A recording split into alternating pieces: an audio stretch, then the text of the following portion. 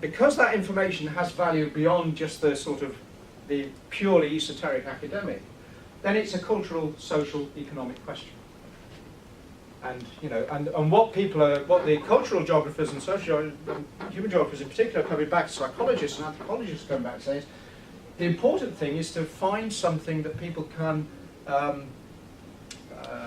relate to, a timescale that people can relate to, so they can actually use that information to think. So one of the things about climate change, again I'll talk about this a lot more next year, is that for you to engage with climate change is not a matter so much of understanding the science behind it, but it's also understanding how you want it to relate to your life. In other words, that you can see it beyond just an exercise that you have to answer questions on to get a degree, but actually to try and understand what we're saying, what is being said, and finding a way to relate that information to you. So 2030 is a really, to my mind, is a useful sort of date, because it's not that far away in the sense of progression of careers and whatever. Sort of, especially over the next, once you're in your early 20s, then going to 2030 is really not that far away, because you've ended all this stupid education nonsense. You're now earning lots and lots of dosh, houses and whatever, and suddenly it's in your parameter. Whereas at the moment your parameter is let's get through the degree, there is nothing beyond that. So that in a sense, to go to 2030 is a different sort of world. But once you move from the education world into the real world outside, as people keep telling me that I'm not in the real world, effectively then that's a social cultural thing which determines what's useful to you, and it makes a different way to think. And so when you're trying to explain, if I sent you down on Penryn High Street and I said, I want you to explain to your local Cornish about climate change, you would have to find some timescale, some way of sort of getting this to integrate with the people's ways of thinking. So these driving data, they are numbers, they are fed-in assumptions, and those assumptions are both scientific and non-scientific, cultural and social. The things that govern the way the model operates are the parameters. Some of these parameters are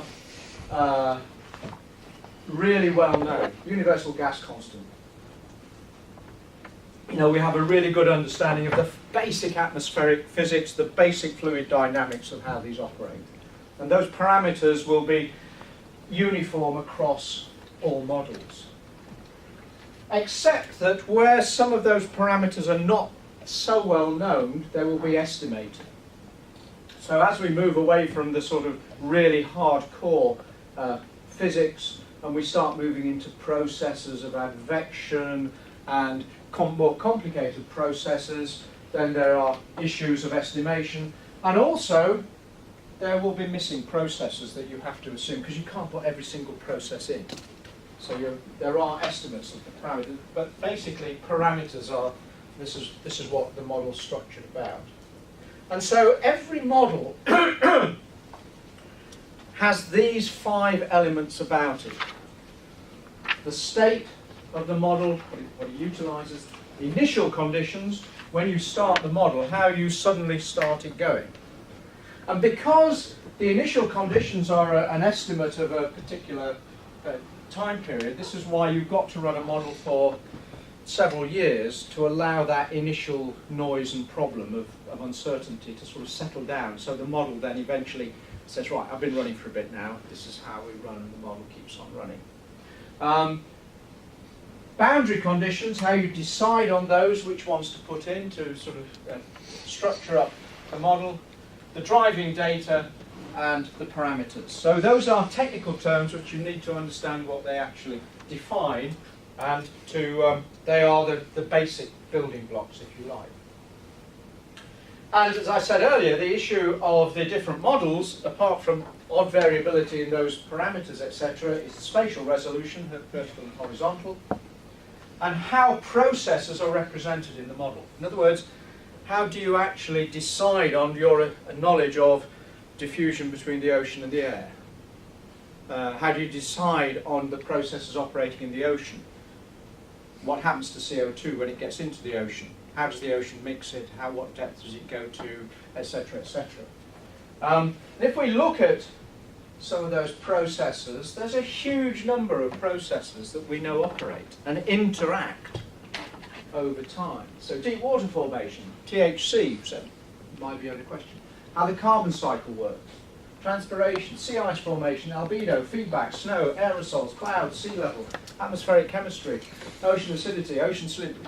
These are all basic elements of any model which you have to simplify down into as a set of processes.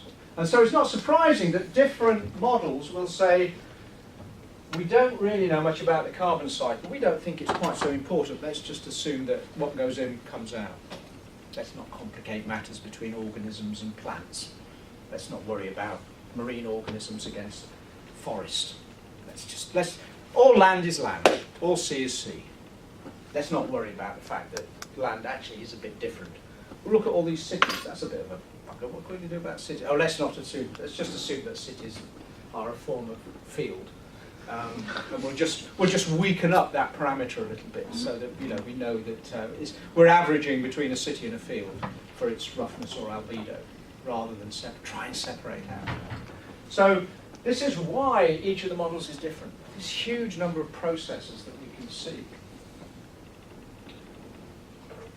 And those processes, this is conceptualized in IPCC, an old IPCC thing. We can see you either go very comprehensive or high complexity or low comprehensive, low complexity. Most of the models, sort of fit somewhere within that complexity and comprehensiveness. It's quite interesting if you look at the overall the IPCC models. This is how things have happened over the last 40 years. In the mid-1970s, that was the model. You had the sun, you had the atmosphere. You had CO2, you had no ocean. Not a lot really. And you ran that, and you probably only had a few megabytes to deal with. It would still take you months. By the mid-1980s, ice came into the models. A bit of clouds were sort of thought about. Variations in the land surface were brought in. In the IPCC First Assessment Report, which is the 1990 report, in this one, a bit more complexity in that the ocean, the top of the ocean, was just beginning to be modelled. So actually, previously, the modelling here hadn't had any ocean in it. The models weren't capable of dealing with ocean. First Assessment Report 1990, which is only 25 years ago, began to get a little bit of ocean in there. Let's assume that we've got some ocean in the world. By the Second Assessment Report, mid-90s, 95, you began to get a fuller ocean in, began to get more ice in the model, began to look at variations in natural phenomena. Previously we have a single idea for solar. Now we begin to say actually there are other natural processes that drive climate, like volcanic activity. By the Third Assessment Report, which is 2001, the complexity is building up such that the oceans actually fully circulate. These ones here were just superficial currents, a little bit of 3 dimensions. A bit about aerosols, what they have a negative effect in, more complication. Carbon cycle begins to get in there as well. And by the Fourth Assessment Report, which is 2007, the other one's just been published, Fifth Assessment Report, the complexity is increasing. We get actual vegetation in. Let's put some vegetation in. Let's say it's different vegetation reacts in different ways. Let's have a look at some atmospheric chemistry, ozone and things like this. Let's begin to have a look at the complications in that.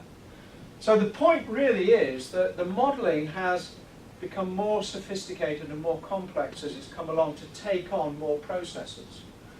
The underlying question, though, is are we producing results which we can use in a policy sense any better from this modelling than, say, from this or this or this? And that's what drives the decision as to whether to move on with the modelling or not. So, and we'll talk a lot more about IPCC and models next week. The basic structure, the ones that sort of come out for the IPCC climate models in the past, have really, in the key elements of the model, the ocean atmosphere is really sort of what you've already discussed. We discuss an atmosphere with solar radiation, the basic fundamental principles in the model. This is what is the fundamental principle of the modelling, of the relationship between the atmosphere and the ocean. And this, in a sense, is what you're already dealing with. We've talked about atmosphere circulation, ocean circulation, principles of sinking of cold water, upwelling, heat exchange there, and the atmosphere. It's a simple, so the fundamentals are not going to vary too much. So in conclusion, the first part, all models are valuable. Every science relies on modelling.